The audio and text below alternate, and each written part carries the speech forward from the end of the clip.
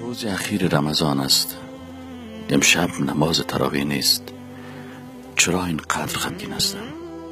چرا اینقدر غمگین هستم در حالی که فردا عید است؟ باید بسیار خوش می بودم. چی گپ شده بالایم؟ از رمضان تا رمضان دیگر عین قصه. باید نماز زیاد می خواندم، قرآن زیاد تلاوت می کردم که زندگی ما تغییر می کرد. و باید زندگی خودم تغییر می دادم. نوست بسیار شرمنده هستم. چطور گذاشتم که رمضانی قسم از دست من بره؟ چطور گذاشتم؟ تا هنوزم باور نمی کنم که چطور فرصت رمضان از دست دادم.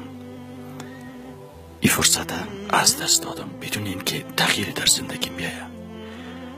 چطور نتانستم از این فرصت استفاده کنم؟ چرا نتانستم از این فرصت برای تغییر زندگی خود استفاده کنم؟ یا الله، مرا در این لحظات اخیر ماه مبارک رمضان ببخش.